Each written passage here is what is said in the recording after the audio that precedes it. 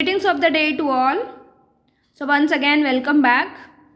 जैसा कि हमने पिछली जो वीडियो थी उसमें हमने सेमेस्टर 1 और 2 का डिस्कस किया था, जो आपका बीकॉम फर्स्ट ईयर का सिलेबस है। अभी इस वाली वीडियो में हम सेमेस्टर 3 और 4 का डिस्कस करेंगे।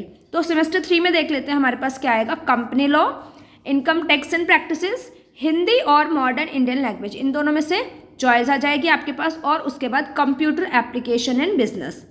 सेमेस्टर 4 में आपके बिजनेस कम्युनिकेशन आ जाएगा, इंग्लिश हिंदी दोनों में है, एज पर योर प्रेफरेंस कि आप इंग्लिश मीडियम हो या हिंदी मीडियम हो।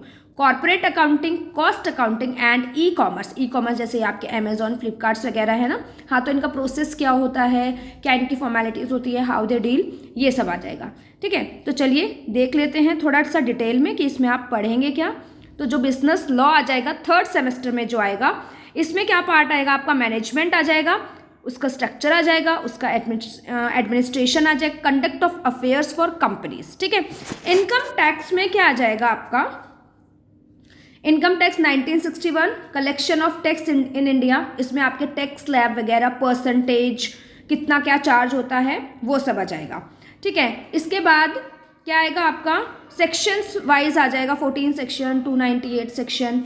ठीक है, टैक्स पेयर कौन होते हैं, taxable earning income, tax liability, appeal, penalties, ठीक है, डिडक्शंस वगैरह, ये सब आपका आप इस इनकम टैक्स में पढ़ेंगे।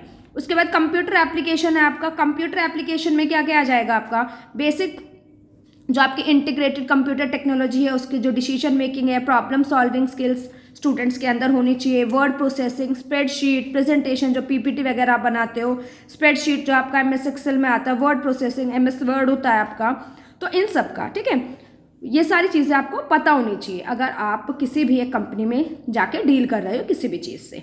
ठीक है, अब फोर्थ सेमेस्टर में देख लीजिए, फोर्थ सेमेस्टर में क्या आ जाता है आपका, फोर्थ में आ जाए कॉर्पोरेट अकाउंटिंग, जिसमें कॉर्पोरेट अकाउंटिंग मतलब how to deal with the money, money से आप कैसे डील करोगे, वो सारी चीज़ें उसमें आ जाएंगी।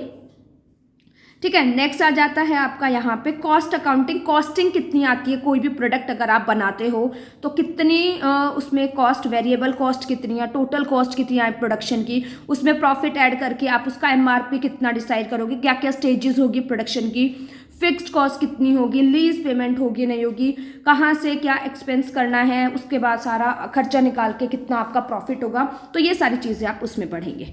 Next e commerce. E commerce जैसा कि आपको पता है कि आपका ऑनलाइन सारा बिजनेस होता है, इलेक्ट्रॉनिक कॉमर्स हो गया। ठीक है, जैसे आपके ये है ना अमेजॉन, फ्लिपकार्ट, ये सारा ई कॉमर्स में आता है। ठीक है, तो इनका business to business, B2B, B2C, business to commerce, business to business मतलब परचेज किया है बिजनेस के लिए, जिसको बेच रहे हो वो बिजनेस के लिए, बिजनेस टू कॉमर्स परचेज किया है बिजनेस करने के लिए, बेच रहे हो तुम कस्टमर को।